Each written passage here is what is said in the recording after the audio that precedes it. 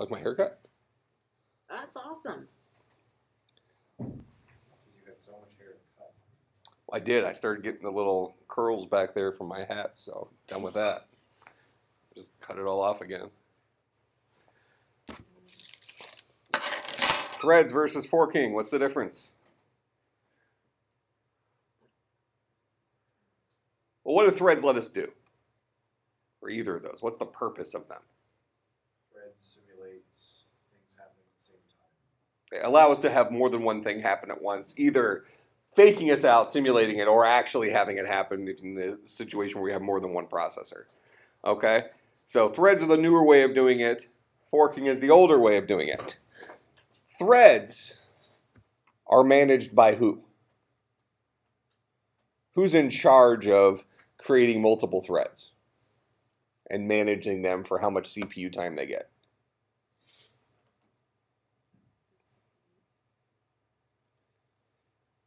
As opposed to forks. When a fork happens, you're literally creating a copy of a process. And then a new process ID is generated. And the program that did the forking has to determine, am I the original or am I the copy? Am I the child process or am I the original process? And from there they move on. So in those older systems, those individual processes are like full applications. So they're going to be managed by the actual CPU. CPU is going to give one of the processes some CPU time, another process some CPU time, another process some CPU time. So whereas with threads, you get the situation where you have a single process like Microsoft Word that spawns off 5 threads, and now those 5 threads are sharing the CPU time that Word was getting. Does that make sense? Which is better? And don't give me the argument that threads are better because they're newer. I want some logic behind it.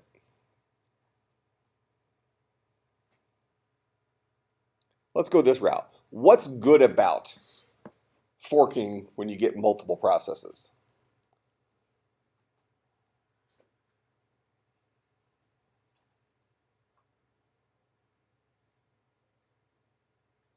If you're a programmer and you're writing a program and you're choosing to use forks rather than threads, what's the benefit of that from your perspective?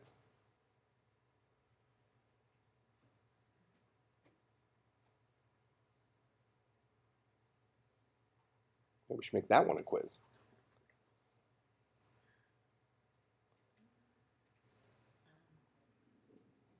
So the brain sucking today? My brain is just horrible today. And I have a huge science test in. Well, it's going to suck. Yes. I'm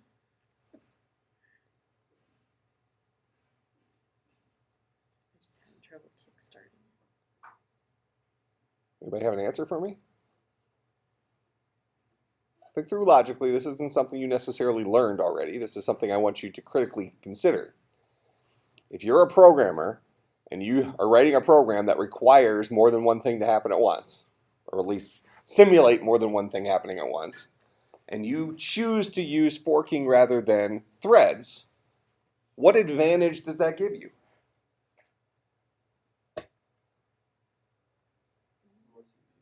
You get more CPU time. Because now, I mean, with a single process, you're getting some amount of CPU time. And now, if you're creating threads, you're splitting that CPU time amongst all your threads. But if you're going to fork multiple processes, each of those processes gets their own set of CPU time. So you could really take over the CPU by just creating, if you have a program that needs to do 5 things simultaneously, it could be as if you have 5 separate programs running at once, and all of those guys are getting CPU time. A full allotment of CPU time. So on one hand, that's actually better from a performance perspective, right? As long as you don't get too carried away. Your program, if your programmer wrote a program, they obviously probably want their program to be important, or at least very likely want their program to be important. And now all of a sudden, because of the way they wrote it, their program might be 5 times more important than a program that uses threads. If they created 5, if they forked 5 times and had 5 separate processes that are created, now they might have, Abe can't even keep up a straight face. How many times would you suggest we fork, Abe?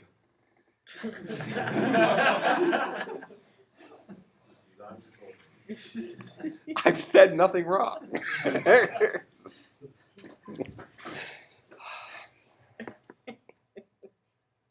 What was I saying? Oh yeah, Abe was going to tell us about forking. Is 5 good? Is it similar to coleslaw? I miss that. I do miss coleslaw. How many of you have never heard that before? We had a student, Paul Colasar, just graduated last year. So everybody called him Coleslaw was his like nickname. I think I started it, but then everybody started calling him that. And he was late to class one time, and his excuse was, sorry, it was coleslawing. So then you just have to like, okay, what is that? And kind of took on a mind of its own from there. Then other students started using that as their excuse for being late to class. What are you going to do? Okay, so you could have, if you're a programmer and you decide your program's more important than other programs, all of a sudden you can make it multiple times more important, meaning it's getting more CPU time. So that might be good. It's not necessarily fair, but it's certainly good, right? Now what's the downside of forking?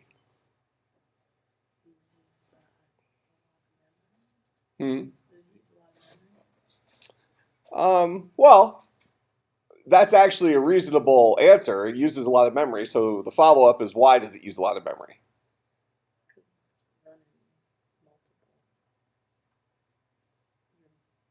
It's doing 2 programs at once instead of just 1. Okay, so, but does the amount of memory, if you have a program that spawns off 5 threads, is that going to use, each of those threads might have their own memory, correct? That you know, their own variables are going to create and stuff like that. So you are going to have a bigger memory footprint for that program. It's going to start utilizing more memory. CPU time and memory usage are disconnected. Okay, they have nothing to do with each other. So you could have a program that uses the very little CPU but uses a whole bunch of RAM. In fact, some good examples of that might be some of your operating system level programs that are constantly running in the background with a very, very low priority level. We'll learn about priority level and how the CPU takes that into account when scheduling. But those things might be taking up a large portion of memory to keep track of whatever it's responsible for. Maybe it's log files or doing backups, stuff like that. Where when your computer's backing up in the background, you know, that's something that we like because we want to make sure at any point in time our computer is always backed up. But at the same time, we don't want it to be backing up, making everything else sluggish. So we sort of kind of want it to back up when we're not doing anything, so we won't notice, right? It's kind of the punchline there. But why would, so multiple threads are going to probably have a bigger memory footprint, but forking will likely have even a larger footprint. Why is that? Go ahead. Because you're duplicating the entire program. Okay, you're duplicating the entire program. So with that, we don't necessarily know about processes yet, but there's probably some sort of overhead that's innately part of a process. Some variables we need to keep track of for a process in general. But typically, if you have an entire program, you know, last time we messed around with threads a little bit here, right? We wrote a little Java thing. Each of those threads, I think we just gave a name to an account. Each thread had 2 little variables. Okay, our main program might have 50 variables, let's just say. When you spawn off a thread, the new memory footprint that you're adding is just the amount that came from those 2 new variables in our example from last time. If you were to fork a new process, you're getting all 50 of those variables. And then the 2 new ones you created once the program hits the if statement, it says, am I the child or am I the original? If I'm the child, now I'm supposed to do this line of logic. That makes sense? So it's much heavier weight because of all those variables. You're getting these useless variables because if you're not the parent, you may not use those 50 variables up here because now you're going to go over and do the job of the worker bee because you're the child process that was spawned off. Kind of makes sense? So forking multiple processes is typically very memory inefficient, or can be very memory inefficient depending on the size of the original program and stuff like that. Because really what you're doing is, it's almost like an if statement, where you're saying, if I'm the child, go and do this stuff and ignore this and everything that came before it. If I'm the parent, go and do this stuff. Kind of make sense? All right. What else is bad about forking from a security perspective? So it can be memory inefficient. It can allow us to take over more of the CPU, which is potentially good if you're a programmer who wants their program to be extra important. What if you are a person who wants to bring down a server?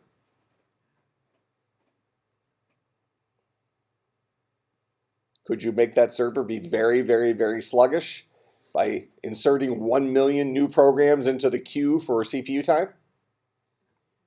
Absolutely. And if you want to keep your CPU as busy as possible, what are you going to do? Probably have an infinite loop that counts. So that's not going to interrupt the CPU, right? That's going to constantly be just utilizing CPU cycles for no good reason. You could throw interrupts in there if you want to print some stuff out. That would actually be even more expensive. That's something called context switching, where your program enters, you create 1 million new programs. Program number 1 enters the CPU. As soon as it says, I want to print something to the screen, which is the very first line of code, it puts itself on hold from the CPU, has to back up all of its memory, then it goes and does its I/O stuff and gets back in line. So you just wasted time backing all this stuff up for this completely useless program to do some I/O. It probably is spitting something out to the screen like gotcha or something like that, or I'm erasing your hard drive, or whatever. Haha, right. So, make sense? So you can really take over an operating system and just bring it to its knees by monopolizing the single CPU or the multiple cores in that case. That just shows how much the hackers are slacking because we don't get messages on our computer. Well, no, because maybe they don't do I/O. Maybe they just make sure they have an infinite loop, so it's utilizing its entire CPU cycle time, and then it has its 999,999 friends in line behind them to do the exact same thing. So before Microsoft Word gets its CPU time, you have 1 million infinite loop processes that are going to get their little chunk of CPU time. So we'll get to Word in 5 minutes or so. Make sense? If that's not slow enough, we'll just make another million processes. No big deal. So kind of an interesting thing with threads. So threads, or something called thread safe, are kind of a self-contained monster. They have many of the benefits of creating multiple processes to solve, as part of a single program. Many of the benefits of forking, but some of the negative sides of forking aren't there. Now, in the old days, if you were writing a Unix program that did use the fork command, could you accidentally bring a computer to its knees? Beginning programmers, it's not unlikely for you to necessarily accidentally create an infinite loop, right? So you might be writing something you might be working on your homework assignment for a class where you're first learning about the fork command, and all of a sudden, because of a stupid little infinite loop, now the server needs to be rebooted because you have a homework assignment that's gone, that's gone awry. So kind of a, funny history type thing. These things used to happen. Okay, so threads have a lot of the benefits, but significantly fewer drawbacks. They do limit us in some way, where we can't monopolize the CPU and give our CPU some additional boost, but we might argue that CPUs are so fast today that maybe we wouldn't notice. Okay, so much safer to use, pretty much give us the reasonable benefit without all the risk.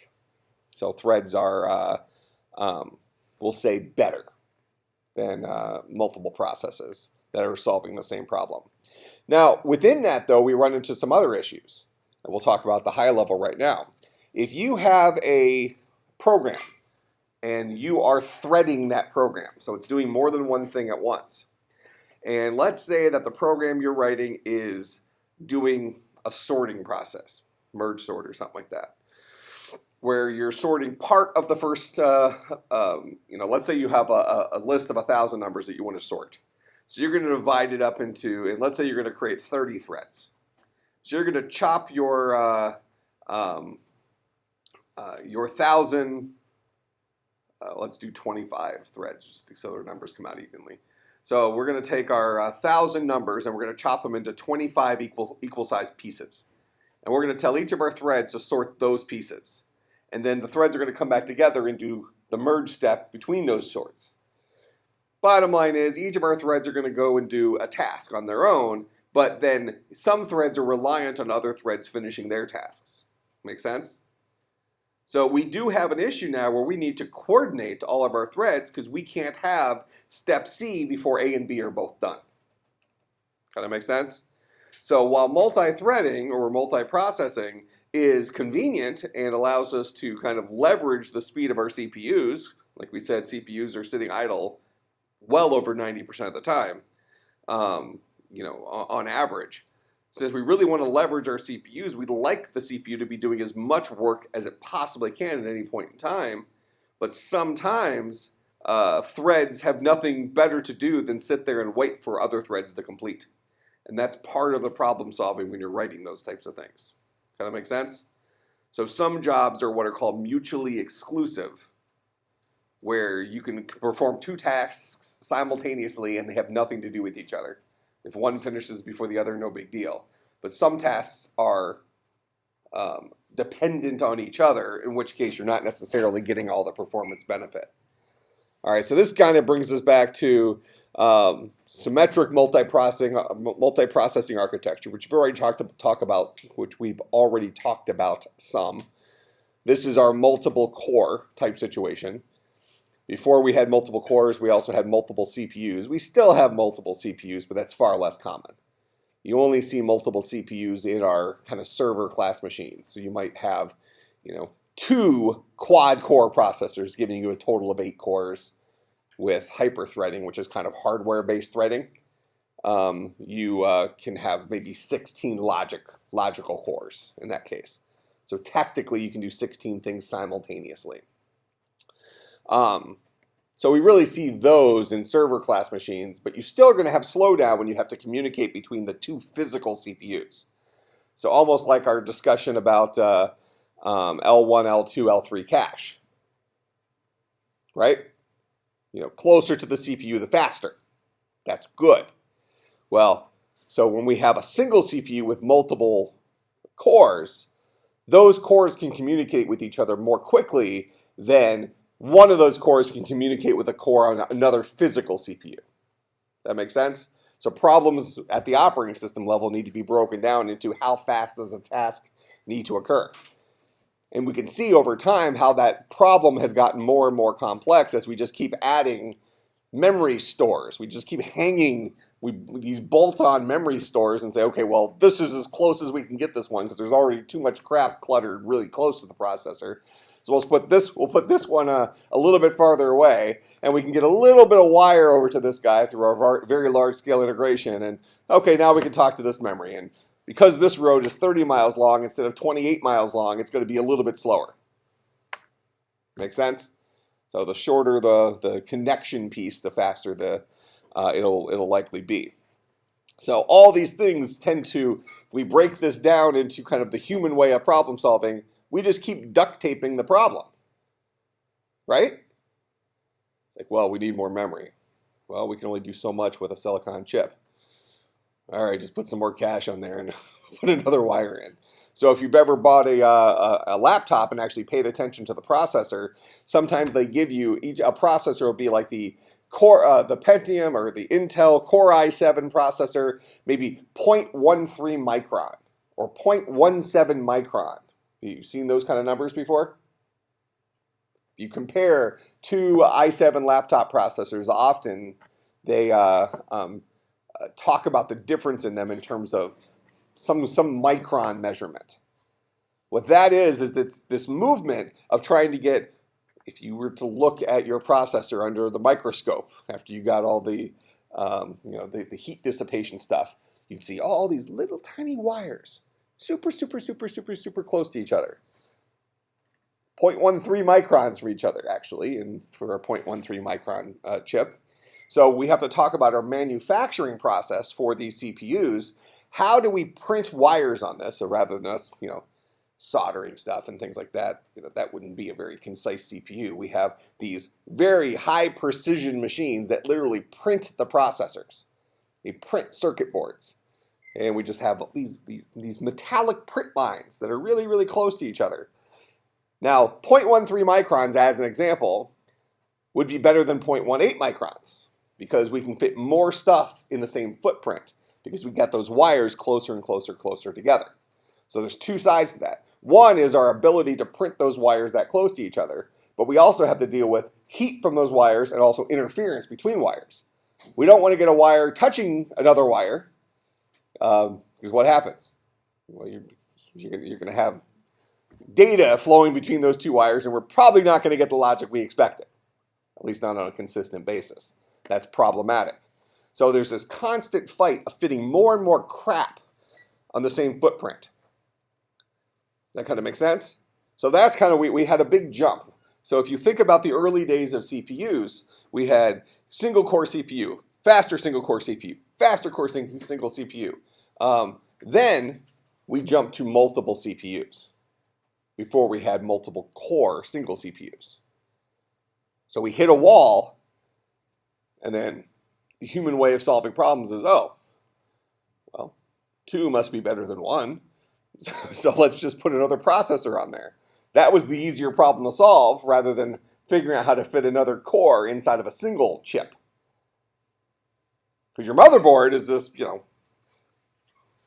of hardware like this. Oh, sure, we could find a spot on there for another CPU, right? No problem. At least the easier problem to solve than finding another little corner of this tiny world that is a CPU chip.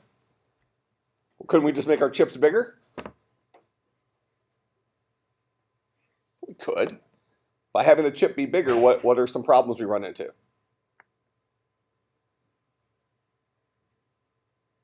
Well, first of all, we lose kind of a standard. Now you have to worry whether or not the chip will physically fit on the motherboard you buy. We actually did have this for a period of time. Now there's kind of two different stock sizes, one for the AMDs, one for the Intels, and they're actually very similar. They're pretty much the same physical size. They just have a little bit of different pinout. So an Intel processor wouldn't actually necessarily drop into another one unless it was made to be compatible with both. If you ever install the processor, you look at the bottom of it, it's a whole bunch of pins, right? And it looks like a bed of nails. And when you put it in, you have something called a zero insertion force socket, ZIF socket. And you drop it in there, and it kind of just, there's no pressure. If you're having to push the processor in, you're doing it wrong. You do not want to have to go back with a pair of needle-nose pliers and bend pins back. You don't want that. In the early days of this, before we had zero insertion force, you used to have to line it up and then lightly bang the processor in till it was flush. And then taking that processor out was not going to be fun if you ever had to remove it. But now, you lift this little bar up, you put the processor on there, just kind of wiggle it a little bit till everything lines up and it just drops in. And then you lock it down. That puts a little squeeze on the pins to make sure you have everything's connected. Okay, so that's how you put them in now. But if you look at the bottom of that processor, you have a whole bunch of pins. What are those pins? Is it just the means by which the processor gets locked into place? Well, why are there 400 pins rather than 100 pins? What do you think those pins are? Just for show? Connects the CPU Okay, connection in what way? Is it just a physical connection, or are they more important than that? Go with more important. Said it, but I don't know why. What do you think those pins are for? I'm trying to draw a connection. I'm doing the same thing in the architecture class. We're just doing it from the other side right now. Drawing a connection between hardware and software. They're all the same crap. Just one is a physical representation, another one is a digital representation. All those pins in your processors are input-outputs. Some of them is how data flows into the processor, some of it is how data flows out of the processor. Make sense? And each of those pins has a purpose. There's a pinout mapping for every processor. And that motherboard has to know about that stuff. So there's going to be DMA channel pins for direct memory access. So when the CPU needs to go and write something to the memory, you're going to have some of those pins leading directly to RAM. Other ones are going to be reading from RAM, so on and so forth. Okay, so each of those guys is kind of like a function that takes some parameters, or collections of them might be a function that takes some parameters. All right, so that's kind of how this stuff works. Now, when we hit that wall with CPUs where we couldn't make a single CPU do anymore because we didn't have the technology to print any more stuff in that same size chip, and having a bigger chip becomes problematic, not just from a standardization perspective, but also potentially from a heat perspective, but most importantly from a speed perspective. We've already talked about L1, L2, L3 cache. Even just being slightly farther from the CPU has mathematically a drastic decrease in speed. From a human perspective, they're all blurring speed. They're all really, really fast. But L1 cache is a lot faster than L3 cache, if you were to actually do the math. Okay?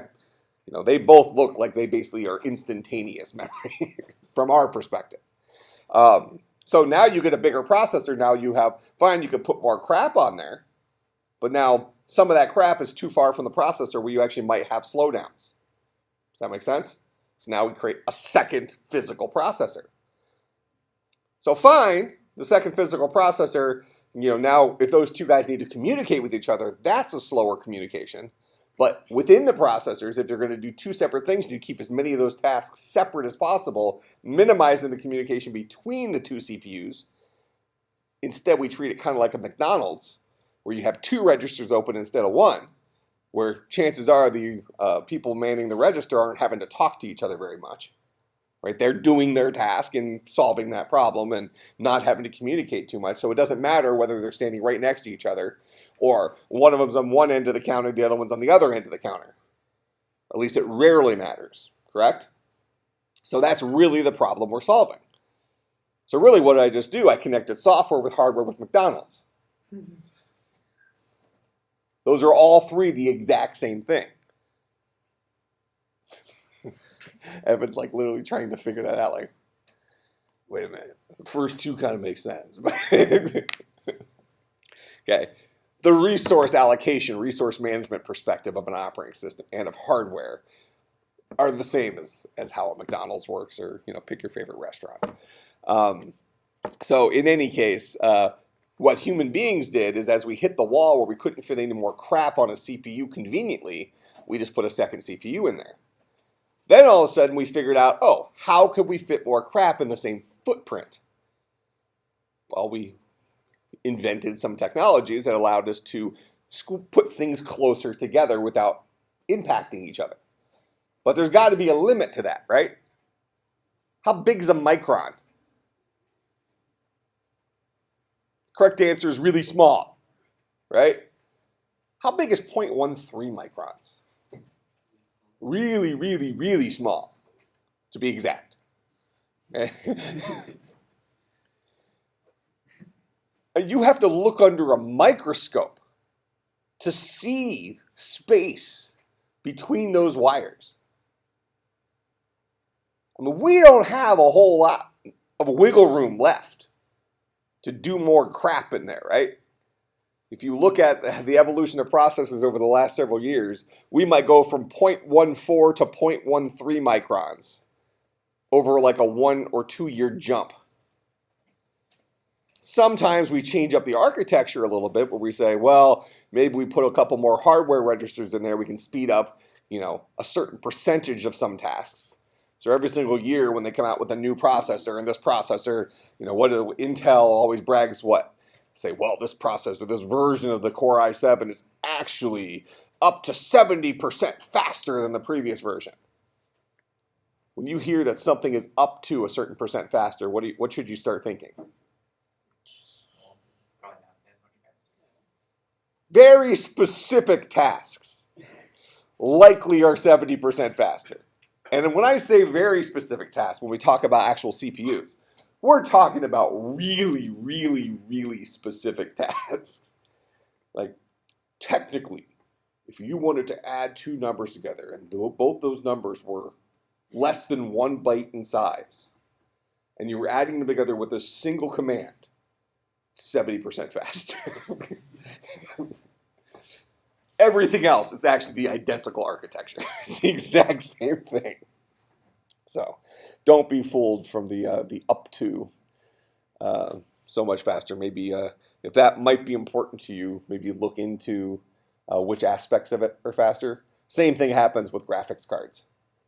When you get the latest, greatest, coolest AMD or not AMD, ATI or NVIDIA. ATI is owned by that's AMD. NVIDIA is owned by Intel. Is that correct? Other way around? AMD and Intel make processors. Both those companies also make the graphics cards. One of them owns ATI, the other one owns NVIDIA. And I want to say that I think Intel is ATI. No, it's the other, rather, Intel is NVIDIA, AMD is ATI. I think that's accurate. Doesn't really matter, just know they're the same guys. Okay, so whoever came out with the latest, greatest graphics card, they're the ones that are going to say, we're faster than the previous guy. But then you need to ask yourself, faster how? Because there's only certain aspects of graphics cards that we necessarily care about. And some of them your game might not even take advantage of. Your graphics card might be able to do 5,000 things, of which your game takes advantage of 20. So one thing that graphics cards use to compare themselves is number of shaders. You seen that before? Well, this graphics card actually has 1.2 trillion shaders. Okay. Where your chances are your video games are going to take advantage of 20% of however many shaders are there, so that they can dedicate CPU time to some other stuff more important than shadows. See, isn't that kind of interesting how we've gotten to the point when we compare game graphics to each other about how accurate the shadows are? Like, well, everything else looks realistic, but you know what? The shadow looks a little jagged. And I can only see it when we slow down the 60 frames a second to 1 frame, 1 still frame. Then I can actually experience that shadow. But I can tell, so I need to get a new graphics card. I'm not even going to sell this one on eBay because they're just going to use it as I might as well just use it as a coaster. See, I did the same thing with my iPhone 5S. Yeah, it's completely antiquated. I actually don't use it as a coaster. I use it as something to balance my coaster on. Just so my coffee cup's a little bit higher. Antiquated technology. Nobody deserves to have to use that. Why should I sell it to them? Anybody want a free 5S? All right, so symmetric multiprocessing deals with having CPUs that can work simultaneously to each other that might be physically separate from each other or might be sitting next to each other on the same, what are called the same die, same single CPU. Dual core design, we have both guys sitting on the same CPU, same chip, sharing memory in some way. So in a dual core processor, each one of these cores would have their own L1 and L2 cache, and then they would share L3 cache. And furthermore, they would also share the actual direct memory access memory, like your full bank of RAM. They would share that. but each one would have its own little local storage for quick little operations.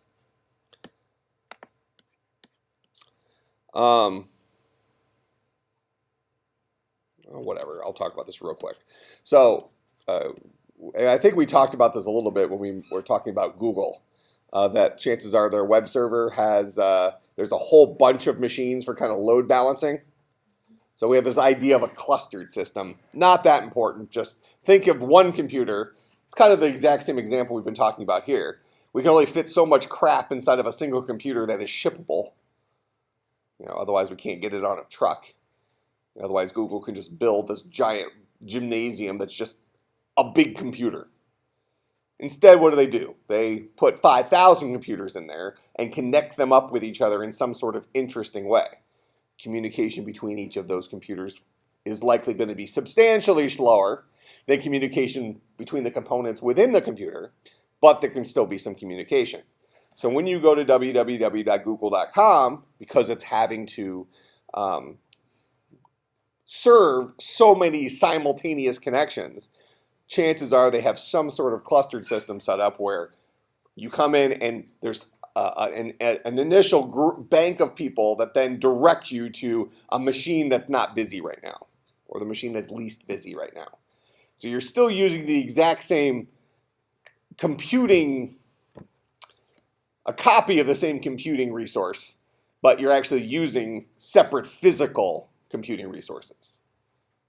Okay, kind of like going into McDonald's and going to one of the cash registers instead of another.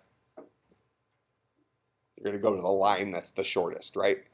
But the idea is that you're going to be able to order your value meal at either one of those lines. You're going to be able to do your Google search on any one of those machines. So the idea of clustered systems is coming up with interesting ways to interconnect computers that perform the same tasks so that we can load balance processes across all those computers. And then solving the problem of that communication. Again, just like we were talking about with McDonald's, the two cashiers have to talk to each other. That's going to slow things down. If they can perform their tasks independently, that might speed things up. Because now you can have two lines going at once. Along this line, we have these things called SANs, storage area networks. Very similar type situation. So, when you go out to Best Buy, the biggest hard drive you can buy right now might be 3 terabytes, let's say. Well, what if you want a 6 terabyte hard drive? Well, you can put them in your computer and set them up as a software RAID. There's a bunch of different kinds of RAIDs. We'll talk about them when we talk about file systems. So, but maybe if you want the 6 terabyte hard drive, you would use a concatenation RAID, where you just glue the two together, basically. And now we have a 6 terabyte hard drive. And we'll just let the software RAID thing figure out where to put crap. It treats it as if you have one big hard drive, even though it's sharing 2 physical resources. It's load balancing across those 2 drives. Make sense? Okay.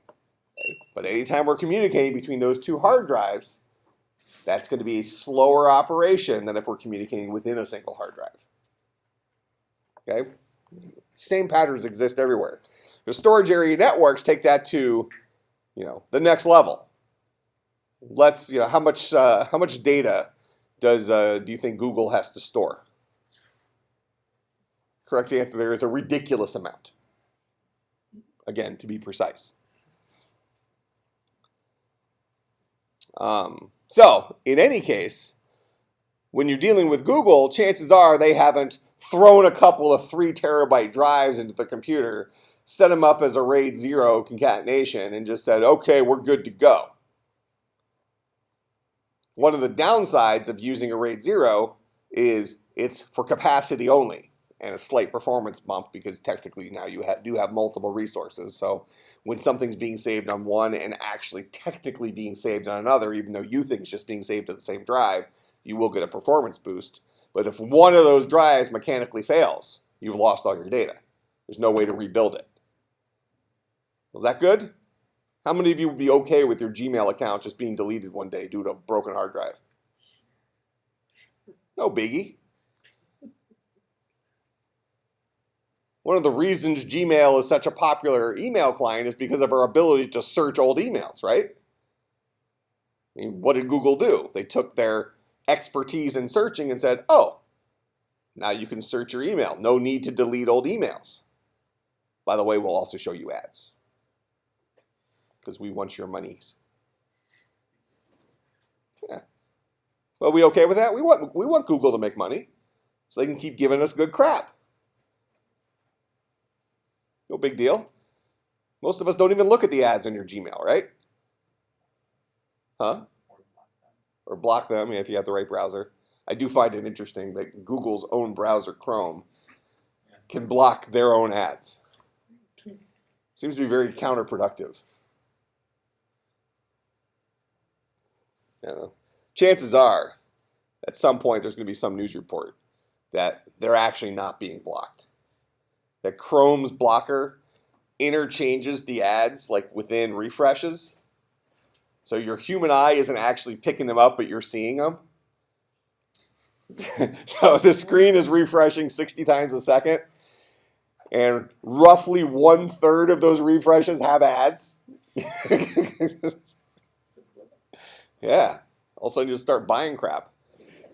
It's actually interesting. Next time you watch there's actually real research on this. Next time you see one of those corny infomercials, such and such glue that can, pick up a semi, that kind of stuff. At the end of the commercial, when they're saying how to buy and right now, just pay separate shipping and processing. We'll send you 9 more or something like that. Look, I think it's the bottom right-hand corner of the screen. If you look down there, you'll see, it might be one of the other corners, but I think it's the bottom right-hand corner. There will be a different advertisement for a completely unrelated product. Now, most of us would say we've never seen it, but every one of us has actually seen it. We just weren't aware of it. It's actually a marketing technique, that subliminal type of thing. So next time one of those is on, just try to pay attention at the very end when they're doing their call to action, come buy our crap.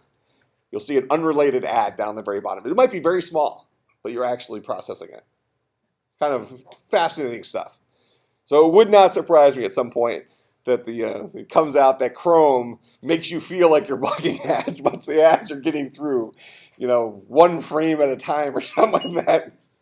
What we're actually doing is we're displaying it directly on your cornea.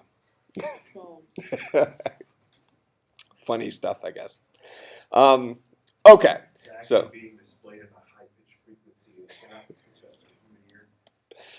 by human ear. Same thing in your cars. Once Google starts getting into our cars, now that all these companies, Apple already has their new thing that they're going to put the, kind of the iPhone-y, iOS type interface in a car. Microsoft has already had their sync, and, it keeps evolving every year. Google's going to have it very soon as well, I'm sure. That's just the nature of the beast. Interesting article I posted on Facebook, I think yesterday, might have been 2 days ago, was an interview with a Google, high up at Google, who actually talked about something that I've been talking about for years, that we're really the beneficiary of the competition between those two companies. As consumers, we get good crap because those two companies keep trying to one-up each other, right? And when one of them comes up with something good, the other one steals it, and then we just keep getting good crap. And the Google guy actually just said, yeah, that's good for consumers. What does it turn out to? Similarly, I posted something else with the whole bend thing with iPhones.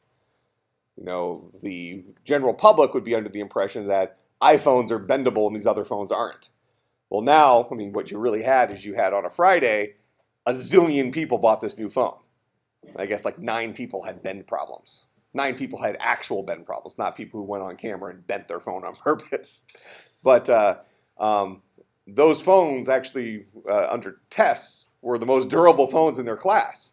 Now they're going back and doing bend tests on these other phones. I think the Galaxy S4 took a lot less force and the screen shattered or something like that. So it becomes kind of an interesting thing where media drives one thing. We have the perception that the new iPhones are busted. They bend, in the wind or something, when really it was because a zillion people got these over a weekend. And now we're hearing about all of it.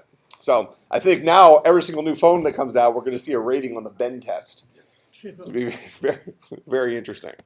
Okay, so basically clustered systems are let's put a bunch of crap that already exists together, coming up with interesting ways to connect them together, whether it be a zillion hard drives, a zillion computers, whatever, and let's make that communication between them as fast as possible without losing data. Punchline. Make sense? All right. We'll come back. So we'll start on this slide. We'll come back on Monday and pick up from there.